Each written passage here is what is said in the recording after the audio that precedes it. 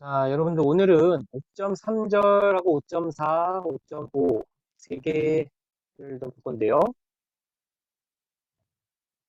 이제 패스워드에 대한 내용이고, 그 다음에 액세스 카드, 그리고 생체 인증 이 세 가지를 볼 것입니다. 자, 이 세 가지를 보는 이유가 있습니다. 세 가지를 접근 통제를 위해서는요. 인증 정보, 인증 정보가 이제 크리덴셜이죠. 크리덴셜을 이용을 해서 접근 통제를 하게 돼 있는데 이 크리덴셜의 종류를 세 가지로 나누고 있어요. 그 세 가지는 어떻게 나눠지냐? 첫 번째, what you know. 우리가 알고 있는 정보를 이용해서 접근 통제를 합니다. 대표적인 게 패스워드죠. 두 번째는 what you have. 우리가 갖고 있는 어떤 거. 대표적인 게 액세스 카드, 출입증, 아니면 열쇠, 이런 게 되겠습니다. 세 번째는 what you are 또는 what you do에 대한 것입니다.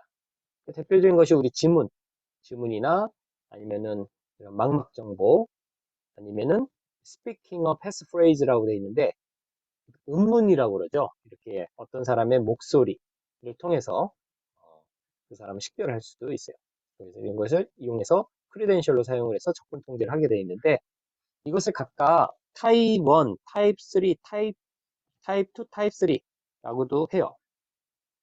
우리말로는 지식 기반, 소유 기반 또는 존재, 행동 기반이라고 해요. 지식 기반은 패스워드, 핀 넘버, 패스프레이즈 등이 되겠고요. 우리가 암기하고 있는 거죠. 우리만 알고 있는 거. 그다음에 타입 2의 something you have는 소유, 열쇠라든가 출입증 카드라든가 이런 게 되겠고, 타입 3는 something you are, something you do, 존재나 행동, 생체 인증 정보를 이야기합니다. 자, 그 첫 번째로 what you know 타입 1입니다. 패스워드에 대해서 좀 살펴봅니다. 자, 패스워드는 우리가 이제 많이 사용을 하고 있죠. 여러분들은 몇 개 정도의 패스워드를 사용하고 있나요? 일일이 다 외울 수가 없어서 저도 몇 년 전부터는 패스워드 관리 프로그램을 쓰고 있는데요. 스마트폰에 있는 패스워드 관리 앱을 쓰고 있는데 거기다가 다 저장을 해놓고 있죠. 보니까 몇십 개가 돼요. 몇십 개가 돼요. 아마 여러분들도 10여 개 이상 사용 갖고 있을 텐데요. 그걸 다 동일한 패스워드를 유지하나요? 아니면은 서로 다른 패스워드를 쓰나요? 지난 시간에 여러분들 네트워크 아카데미의 Introduction to Cyber Security 과정을 잘 끝낸 학생이라면 패스워드 관리가 얼마나 중요한지 생활화할 수 있을 텐데요. 토론 글에 올린 글들을 보니까 많이들 이제 생활 태도를 좀 바꿔야겠구나 이런 글들이 좀 많이 있는 걸 보고서 여러분들한테 큰 도움이 된 거라고 생각을 하는데요. 지금 이제 패스워드가 너무너무 많죠. 그렇다고 동일한 패스워드를 쓰는 것은 권장하지 않는 일이거든요. 왜 그러겠어요? 만약에 한 사이트에서 해킹이 이루어지게 되면 그 정보를 이용해서 다른 사이트도 들어갈 수 있거든요. 그런데 만약에 패스워드가 다르다면 그 피해를 좀 더 확산되지 않도록 막을 수가 있겠죠. 그래서 패스워드는 서로 다른 거를 써야 돼요. 그러면 어떻게 다른 걸 다 쓰느냐? 어떤 사람들은 나름대로 규칙을 갖고 한다고 하는데 저도 그렇게 해봤어요. 예를 들면은 사이트의 이름을 패스워드에다가 좀 포함을 시킨다든가 뭐 그렇게 해봤는데 문제는 그게 기억이 잘 안 나요. 예. 구글에다가 구글을 붙여놓고 1, 2, 3, 4, 5, 6 뭐 이런 식으로 패스워드를 해놓고 다른 데 가서 네이버 1, 2, 3, 4, 5, 6 뭐 이런 식으로 할 수도 있는데 이게 잘 기억이 안 나요.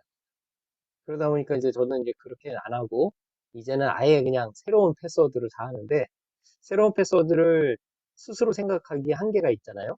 그래서 요새는 그냥 자동으로 생성되는 패스워드를 쓰죠. 그러면 그걸 어떻게 외우냐? 안 외우죠.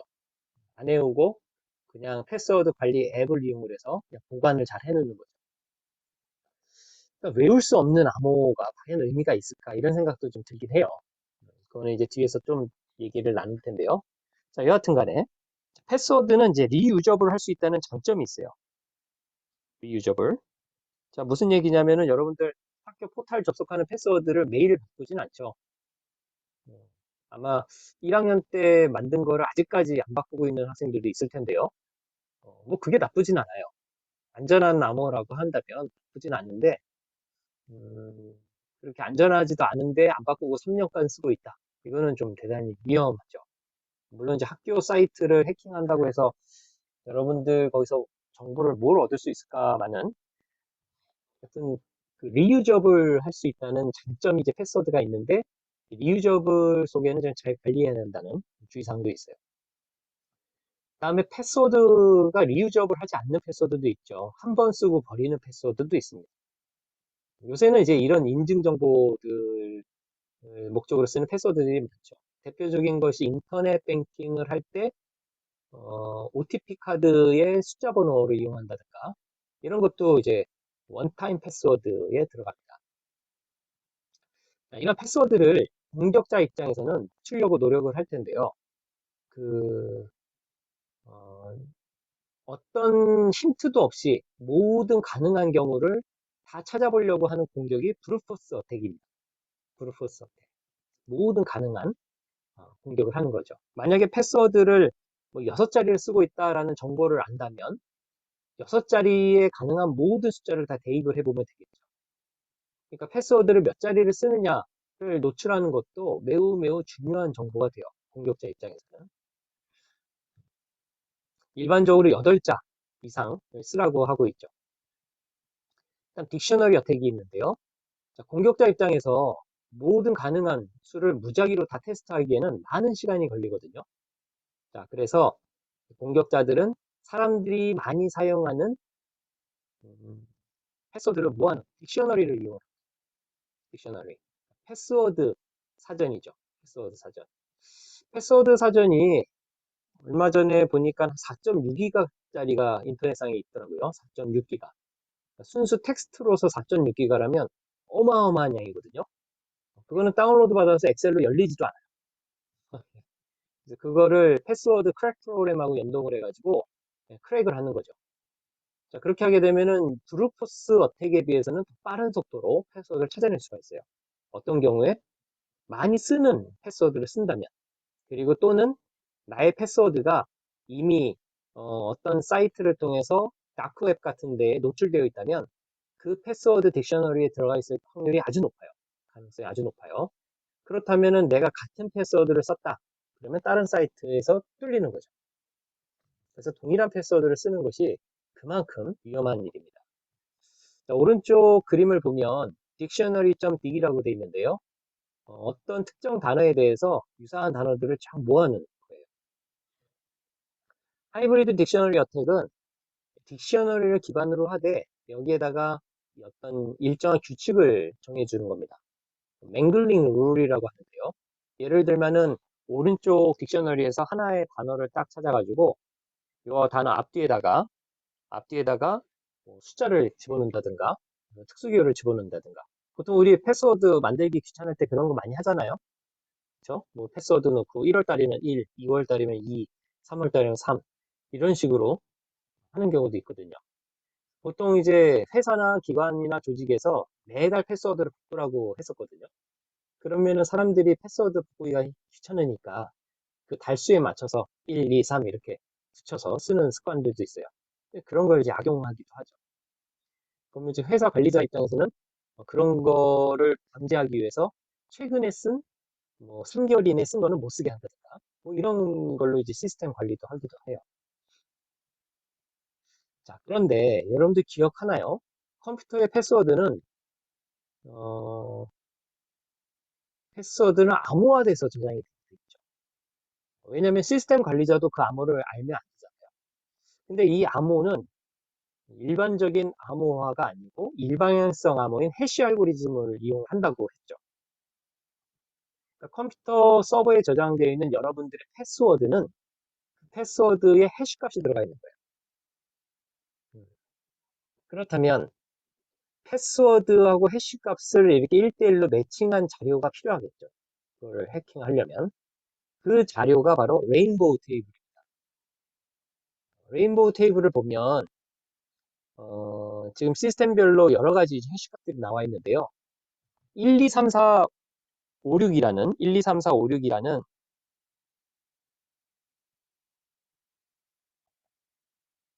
1, 2, 3, 4, 5, 6이라는 이러한 동일한 값에 대해서 다양한 해시 값으로 만든 해시 값들을 비교하고 있는 거예요. 그래서 1, 2, 3, 4, 5, 6을 해시 값에 매핑해준 정보가 레인보우 테이블이에요.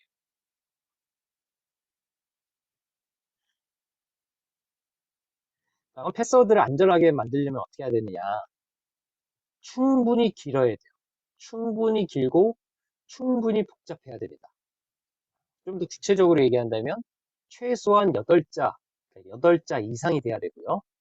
영문자, 대소문자, 숫자, 특수키, 가능한 모든 게 들어가야 돼요. 특히 공백도 들어가야 돼요. 공백도 들어주는 게 좋아요. 공백도. 그렇다면 안전한 암호와 분기할 수 있는 암호는 어떻게 해야 되는지. 안전한 암호를 하려면은 사람이 외우기가 힘들고 외우기가 좋으려면 안전하지 않을 수가 있고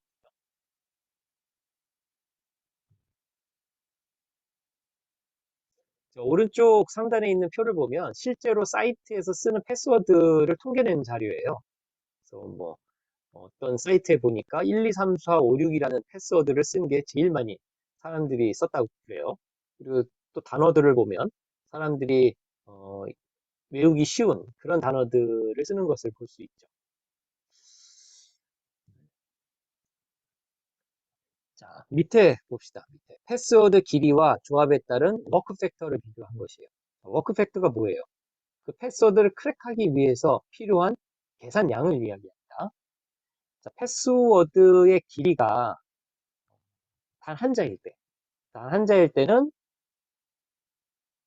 영문자, 대소문자만 가능하다고 하면 26개의 가능한 경우가 있을 것이고, 여기에 대소문자까지 포함시키면 52개, 숫자가 들어가면 62개, 그리고 키보드에서 사용하는 특수문자까지 사용한 80개가 가능해요. 자, 그런데 이게 한 6자릿수가 되면 이 정도 숫자가 나와요. 6자리에서 8자릿수로 넘어가게 되면 도저히 읽을 수 없을 정도로 많은 경우의 수가 존재합니다. 자, 그래서 8자 이상의 패스워드를 쓰라고 하는 거예요. 이 정도가 되면, 이 정도로 되면 전수 조사 공격, 브루트포스 어택으로 크래킹하기가 아주 어려워져요. 미국 리스트에서는 패스워드에 대한 권고사항까지 이렇게 제시를 해주고 있는데요. Visitor Identity Guidelines라는 문서에서 패스워드에 대한 가이드라인을 명시를 해줬어요. 자, 기존에 우리가 잘 알고 있는 패스워드 관리 방식은 이런 거예요. 복잡한 패스워드를 쓰라. 복잡한 패스워드를 쓰라. 그리고 주기적으로 변경하라. 이렇게 좀 두 가지를 좀 강조를 했는데 리스트에서는 이걸 좀 현실적으로 어떻게 얘기를 하냐면 최대 길이는 8자 이상 64자 미만 정도로 해라. 8자는 넘어야 된다. 그렇다고 해서 너무 또 길면 시스템에서 처리하는 데 문제가 있기 때문에 이걸 넘을 필요는 없고 핀 넘버라고 그러죠. 스마트폰의 비밀번호 4자리보다는 스마트폰도 비밀번호 6자리 이상의 핀 넘버를 쓰는 게 안전합니다. 핀 넘버도 6자 이상 쓰라고 해줬어요. 그리고 또 하나 눈여겨볼 것은 이 부분입니다. 주기적 또는 임의적으로 패스워드 유효기간을 지정하는 것을 좀 지양하라. 너무 자주 바꾸게 하면은 사람들이 외우기가 어려워지기 때문에 오히려 안전한 패스워드 관리가 어려워진다는 거예요. 이거는 한 달에 한 번씩 바꾸게 강조한다든가 그렇게 할 필요는 없다는 부분을 얘기한 것이 좀 눈에 띕니다. 자, 여러분들 지난 시간에 ITC 네트워크 아카데미에서 했던 내용 여기서 본 게 기억이 날 거예요.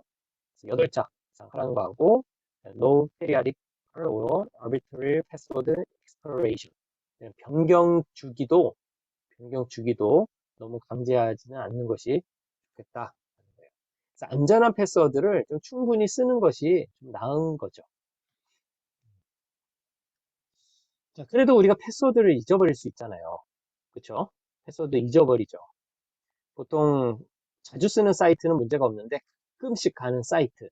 저처럼 스마트폰 앱에다가 패스워드를 저장을 해놓고 있지 않다면 이 패스워드를 다시 찾아야 되죠.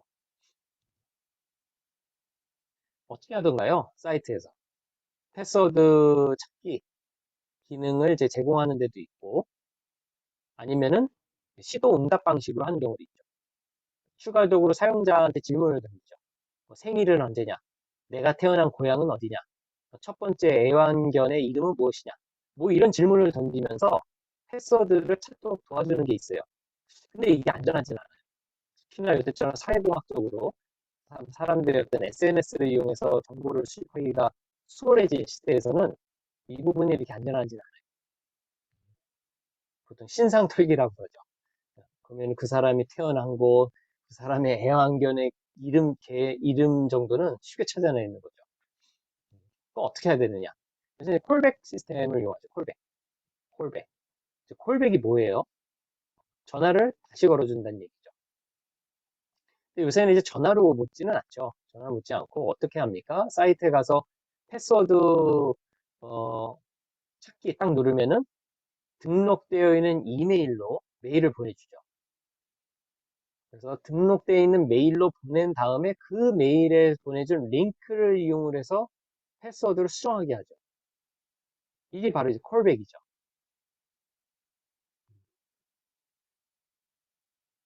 여기 이제 포스터도 있어요. Make sure you are speaking to who you think you are. 실제로 여러분들한테 뭐 서울중앙지검 누구입니다 이런 전화 혹시 받아봤나요? 네, 저도 올해 한 2번 받았어요. 네. 받으면은 굳이 그런 거는 확인할 필요가 없지만 좀 더 확인이 필요하다면 직접 전화를 해보는 거죠. 예를 들면 학교에서 여러분들한테 뭔가를 물어봤다면 그건 잠시만요. 제가 그러면 다시 전화 드릴게요 하고 끊고 다시 확인 전화 이런 게 이제 콜백 시스템입니다.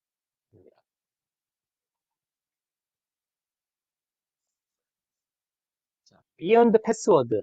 패스워드가 우리 일상에 아주 밀접한데요.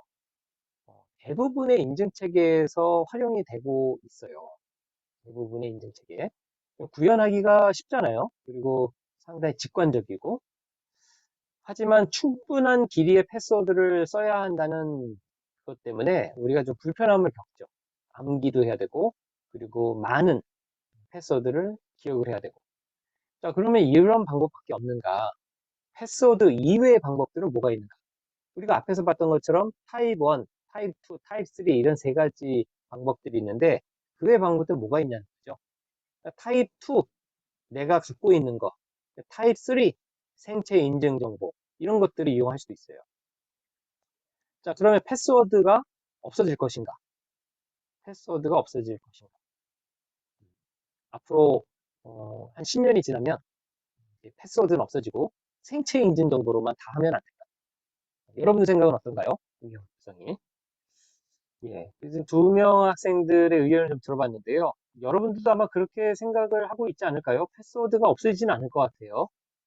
인류가 생기면서 많은 오랜 역사를 보면 패스워드만큼 편리하게 적금 통제를 할 수 있고 인증할 수 있는 수단이 없잖아요.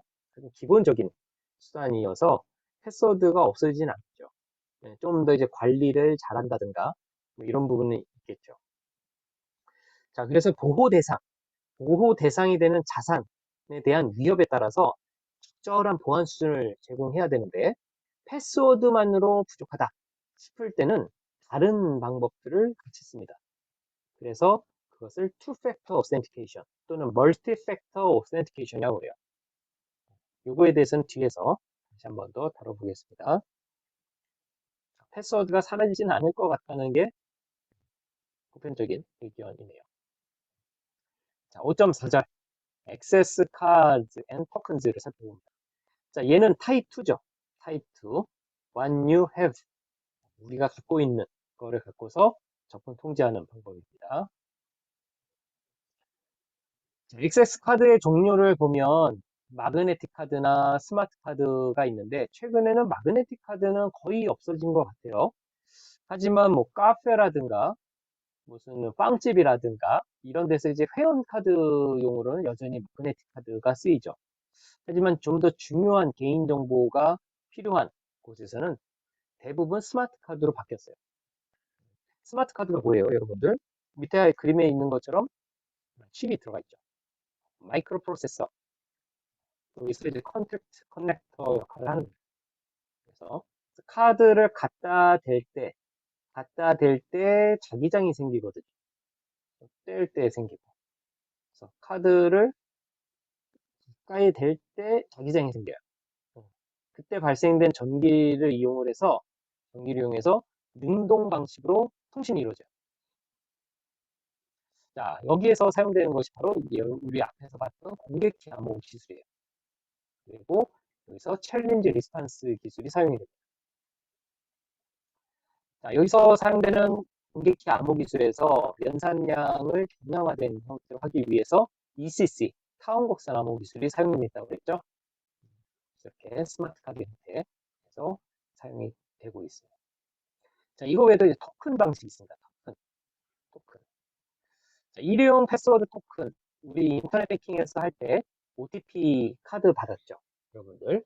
그래서 OTP 해서 시간대별로 바뀌는 숫자 값을 이용을 해서 원타임 패스워드를 쓰는 방식이 있고요.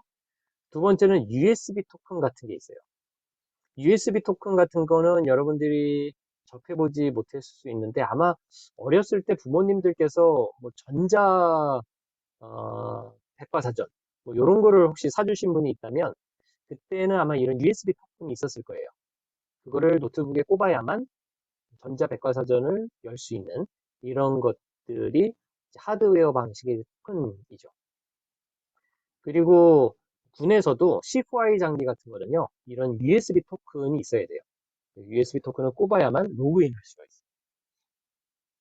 은행 같은 데서도 마찬가지죠. 뭐 입금이나 출금 같은 중요한 업무를 하시는 분들은 카드 형태의 토큰을 이용을 해서 그런 업무를 처리하고 계세요. 자, 어드레싱 로스 앤 세프트, 물리적 장치의 취소. 자, 이건 뭔 얘기냐면은 만약에 이런 토큰이나 신용카드, 출입카드, 신분증 등을 잃어버렸을 때를 얘기합니다. 잃어버렸을 때. 신분증을 잃어버렸다. 그러면은 기존에 등록되어 있던 것을 취소해야 되겠죠. 무효화시켜야 되잖아요. 왜냐면 그거를 습득한 사람이 적용할 수도 있으니까. 자, 그런데 이러려면은 분실했다는 것을 신고받고 또는 분실 신고를 했은 다음에 얼마나 신속하게 이거를 무효화시키는가. 는 비용하고 연관이 있어요. 비용하고. 그래서 만약에 이게 아주 중요한 정보에 대한 접근 통제를 위한 것이라면은 비용을 많이 들여서라도 빠른 시간 내에 무효화를 할 수 있어야 되겠죠. 자, 그리고 앞에서 나왔던 이중 인증, 투-팩터 어센티케이션을 좀 살펴봅니다. 투-팩터 어센티케이션은 타입 2의 최대 어, 문제점이 뭐냐면 분실의 위험이거든요. 분실의 위험. 타입 1은 내가 잊어버리지 않으면 내가 알고 있으면 되잖아요. 그래서 혹시 모르니까 수첩 같은데 나만 알 수 있게 이렇게 좀 적어 놓는다든가 뭐 이렇게 할 수도 있잖아요. 근데 타입 2는 잃어버리면 어쩔 수 없어요. 그렇죠? 그래서 보면 잃어버렸을 때 누군가 악용하는 거를 방지해야 되는데 방지하기 위한 좋은 방법 중에 하나가 이런 투팩터 인증이에요. 투팩터 인증은 뭐냐면은 이런 카드, 토큰 외에 타입 1의 정보 또는 타입 3의 정보를 같이 쓰는 거예요. 우리나라에서는 신용카드나 체크카드 쓸 때 핀 넘버를 입력하라고 요구하는 데가 없었던 것 같아요. 근데 해외 같은 데서는 신용카드나 체크카드를 주고서도 비밀번호를 입력하라고 요구하는 데가 많아요. 근데 그거는 투팩터 인증을 쓰는 거죠. 누군가가 신용카드를 분실된 것을 악용한다 하더라도 패스워드를 모르면 못 쓰는 거죠. 자, 생체 인증. 신분증 찍고 그 다음에 뭐 지문이나 아니면은 뭐 망막 인식을 한다든가 이렇게 하는 것들이 투팩터 인증의 예입니다. 투팩터 오센티케이션은 요새 같이 사이버 위협이 많은 시대에서는 아주 유용한 기술이에요. 인증의 중요성이 증가하고 보안 수준을 강화시켜야 될 필요가 있는 요새에는요, 투팩터 인증이 아주 중요합니다. 요새 이제 매일 Gmail을 쓰는 학생들은 투팩터 인증에 대해서 메시지를 받은 경우가 있을 텐데요.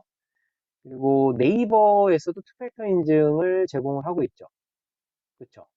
로그인할 때 그 사람의 핸드폰으로 문자를 보낸다든가, 그래서 그 문자를 받고서 받은 인증값을 입력을 시킨다든가, 아니면 스마트폰에서 내가 허가를 해줘야만 로그인한다. 이게 다 투팩터 인증이거든요. 투팩터 인증에서 중요한 거는요, 서로 다른 인증 기법을 써야 된다는 거예요. 여기서 얘기하는 서로 다른 기법은 타입 1은 타입 2 또는 타입 3, 또 타입 2는 타입 1이나 타입 3 이렇게 엮어서 써야 된다는 겁니다. 무슨 얘기냐면 패스워드도 쓰면서 핀 넘버도 썼다. 똑같이 타입 1으로 하는 거잖아요. 이거는 투팩터 인증이 아니에요. 타입 1이 패스워드하고 타입 2인 OTP를 한다. 이게 투팩터 인증입니다. 마찬가지 스마트 카드는 타입 2죠. 그리고 홈트 인식은 타입 3죠. 이렇게 타입이 다른 것끼리 쌍으로 쓰는 것이 투팩터 인증이에요. 자, 여기다가 만약에 패스워드까지 넣는다. 그러면 타입 1까지 쓰는 거죠. 그럼 멀티 팩터 인증이라고 합니다.